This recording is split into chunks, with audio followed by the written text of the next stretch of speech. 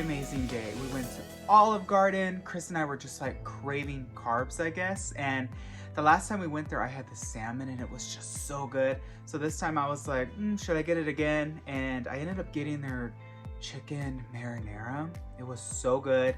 And then we went to the mall and we got some stuff for the bed, which is where I'm at today. We ended up getting a comforter. We actually haven't had a comforter in probably 2 years. We've used a variety of blankets, which are just amazing and comfortable and honestly help us sleep well. But we honestly went there to get comforters for our boys that we're going to be fostering soon, but we just couldn't find anything that we really liked for them. So we found one for ourselves and I'm going to make the bed, but I want to show you. First we got, and all this was on sale. They had a lot of good sales going. This is the brand Linden Street. And this fits a king. This was normally $100. We got it for $60. And it has one flat sheet, one fitted sheet, and 2 king pillowcases. And we got white because our bedspread, which is this bad boy right here. And this is the brand Fieldcrest. Never had this brand, but evidently it's luxury. So we'll see, I'll let you know.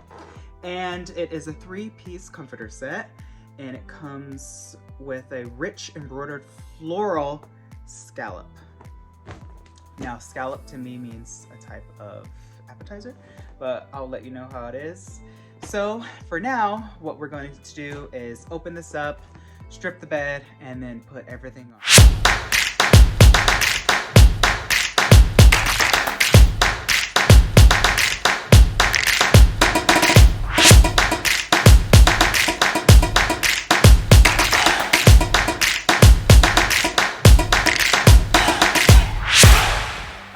I love it. I think that it just needs to get some of these wrinkles out and then it will look fantastic. I love the design. It's very almost like coral and this is embroidered, so it just has a beautiful look to it. This was originally, let's see, $299, but we got it for like $200. It was on sale. And yeah, very, very nice. Like I said, Fieldcrest luxury. I love it. I love having a comforter on a bed, but I think that we need to add a few more pillows back there and maybe some like round, I love texture with fabrics too. I love adding like individual pieces that really make not only a bed, but a bedroom unique and give it personality. And I think that, especially as an artist, I just find that so fun to play with texture and color. But yeah, this is the bed, and now I am going to make some dinner. I'm actually surprisingly not too hungry, but I actually have a headache.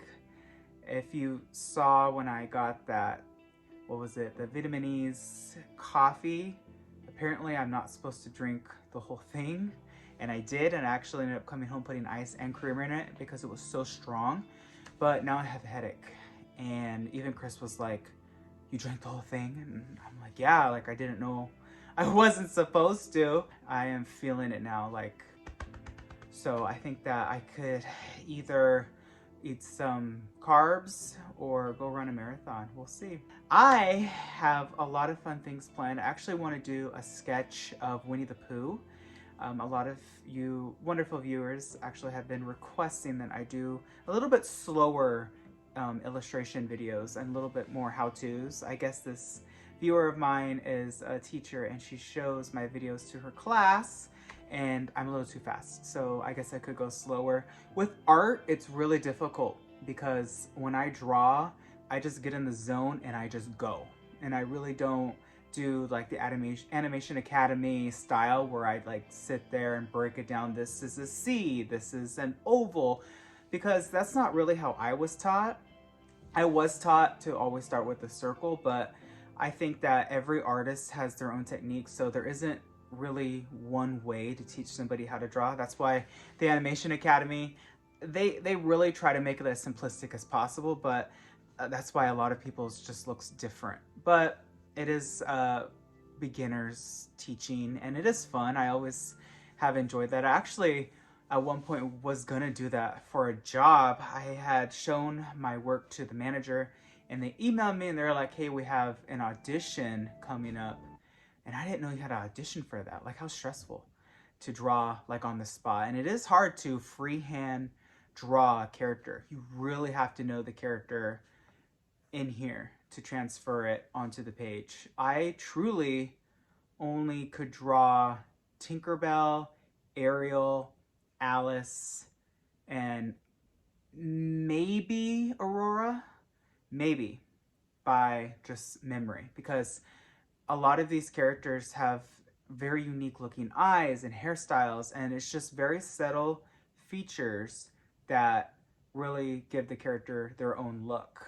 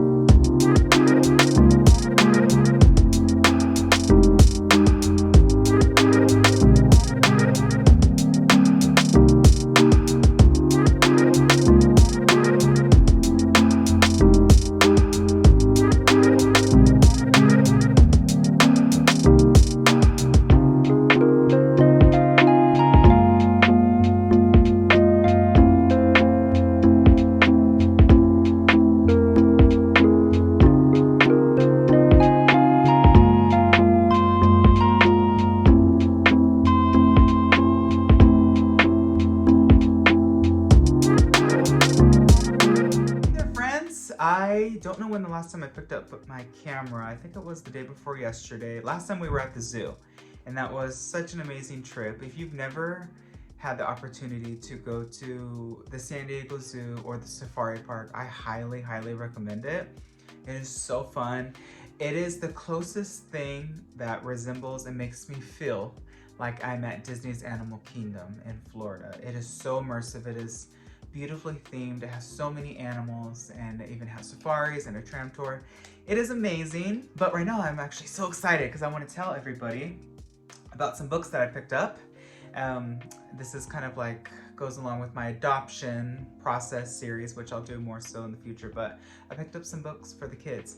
And the lady inside the Barnes & Noble was so sweet. She sat down with me, told me this is the book you need and this is why.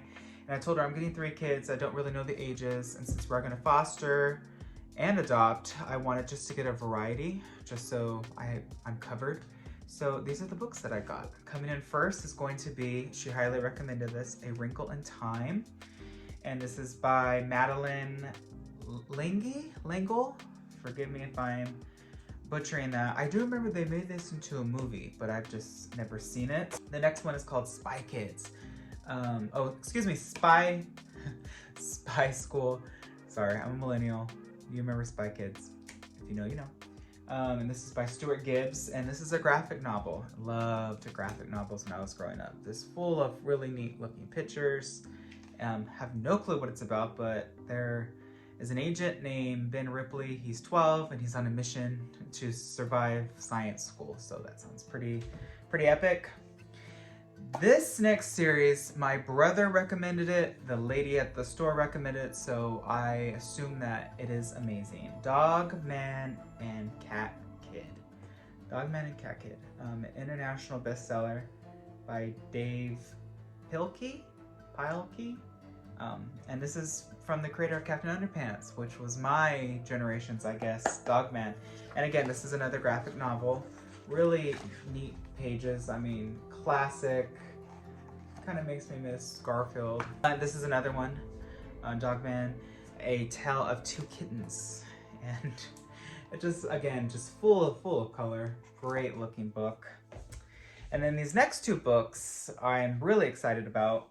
This one is called I Am Perfectly Designed, and it is by Camaro Brown. And this is a book about, I believe, adoption, an ode to loving who you are exactly as you are. Let me see. The star of Netflix Queer Eye and his son, empowering, loving exactly who you are, special bond. So yeah, I think that this is a book about just the love of a dad and a son. Beautiful, beautiful illustrations. Actually, who is this illustrated by? Illustrated by, oh no, I'm gonna butcher this last name. Actually, I'm just gonna show it so I don't even say it because I don't know how I would pronounce that, but it just looked really cute, so I picked that up. And this next book I was really excited about. I am a big fan of watching old Rosie O'Donnell specials on YouTube. She's kind of premiering all of her old shows, and she had Jamie Lee Curtis on, and when she was on, she was actually advertising her new book. And this one is about adoption. And this is called Tell Me Again About the Night I Was Born. And I think the original release of this was 1997, 1998. Let's see, 1996, excuse me.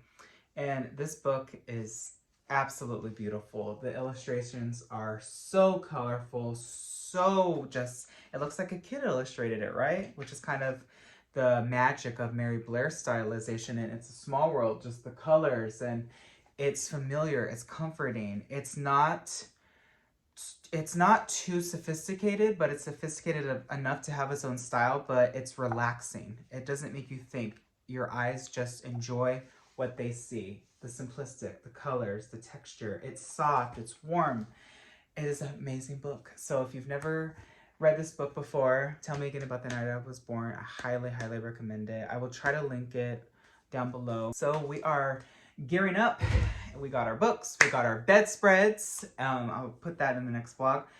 Finally, we found one that we really liked that kind of fit our house aesthetic. Wanted it to definitely feel comforting, but also comfortable. And again, I'm going to start a whole series on my foster care journey and just the preparation of it once I'm done with it. So that way I could give you a beginning to end and everything in between of what to expect if that is something that you want to do. All right, friends, well, that's going to be it for this week. I am going to head out to the grocery store to pick up some groceries and then go for a walk. It's not too hot yet, so I'm going to leave you. I wish you all a wonderful day. Be nice to one another, and I will see you in the next one. Bye!